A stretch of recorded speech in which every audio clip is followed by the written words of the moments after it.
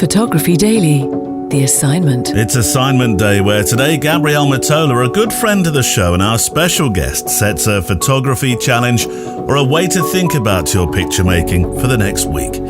It's a challenge for everyone, whatever kind of photography interests you, whatever camera you hold, although that's not so important today. He says, cryptically, it's all about the picture that you see.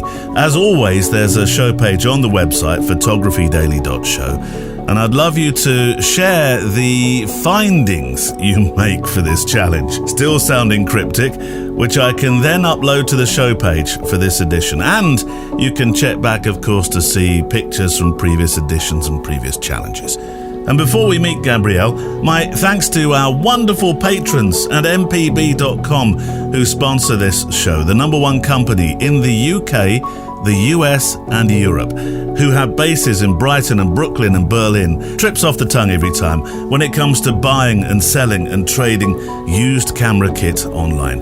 It's a safe place to do business, and most importantly, you get guarantees when you buy. A look ahead then to the photo walk this week. And my guest is 7 Agency's Ed Cashy, who makes a welcome return to the programme after a year and a half. It's a way you make people feel. It's the way you feel. It's the way you move. There's sometimes more power in an image when someone is looking into the camera. But this time, we talk about embracing social media, launching a photographic newsletter, plus his latest book and the subject/title of the show this week, A Love Letter to Photography, something perhaps we're all searching to write with each frame that we make. So now let's meet our guest for today, setting you a challenge for the new week. And I've been meaning to do some assignments with Gabrielle since the last time we spoke on the show about street photography. And we will do some street challenges or challenge with Gabrielle in the coming weeks. But then travels and a visit from the virus we dare not mention conspired to keep us apart. So I am delighted to at last have caught up and recorded some Monday assignments.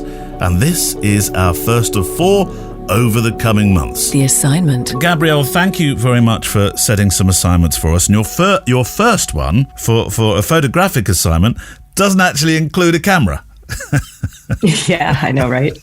Only you would have come out with your first assignment for a photography show that doesn't include a camera. But there's very good reason, though, isn't there? Yeah, I mean, this first one it's a mindset shift, because I think very often what we do as photographers, and we love our cameras, is we go out and we look at the world through the camera. As soon as you put the camera up to your face, you limit what you're seeing. You narrow it, which is lovely. And we all love to be like in that sort of wonderful, warm, safe space looking through this object.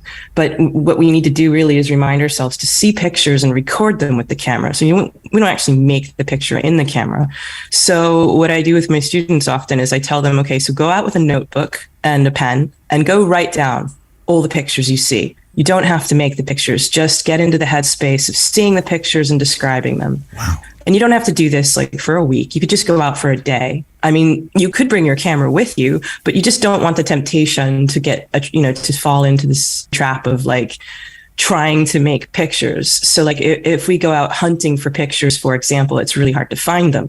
If we go out into the world and notice the world, pictures come to us. So I think it's just a really nice way of, take yourself out to a cafe, sit down and write down the pictures you saw along the way, go out for another walk, write some more down, and just reflect on them and start to notice what you see. Well, there are so many times, aren't there, where you say to yourself, that would have made a good picture in the past tense.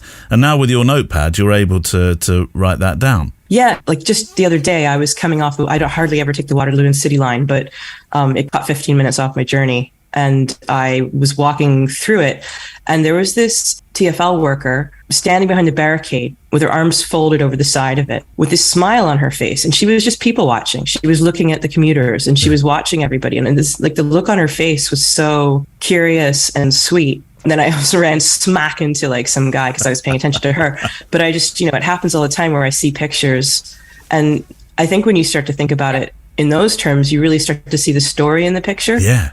So you really focus in, okay, so like in my mind's eye, I've got to get her arms folded over the barricades. So that's going to be a medium shot. I'm not going to focus on her face. So you really start to think through the shot. it happens to me still all the time where I have the camera in my hand and I kind of get distracted by the camera and then I don't think about the story and I make a shot. And then when I get it home, it's like, oh no, that wasn't the story. It's about becoming psychologically aware of what makes the picture. What's your brain actually focusing on? That's the process of being able to make pictures, is lining up what you see in your mind's eye and how you use the camera to record that. So I'm wondering how to show this on the show page, of course, and that might be just to take a picture of your notes. Yeah, perfect. And that is our challenge for this week. I'll be delighted to see what you produce. And it does seem to me we're going to be sharing our notes instead of pictures. So, and thinking about it a little more, you could transcribe some of those notes onto an email and send them to studio@photographydaily.show. Or, as suggested, make a photograph of the pages of your notebook. What you saw, what the story was or is or could be, how you felt even. And I'd love to show them on today's corresponding show page on the website photographydaily.show. And you'll not be alone.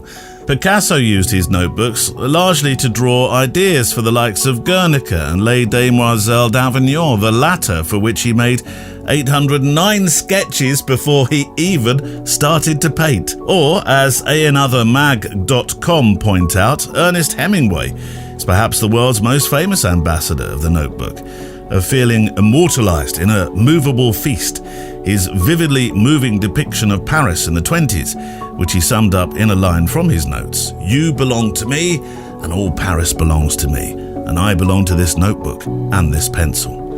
Okay, I'm going a little left field now, but look, the notebook is a wonderful tool from which to create and to see and to understand.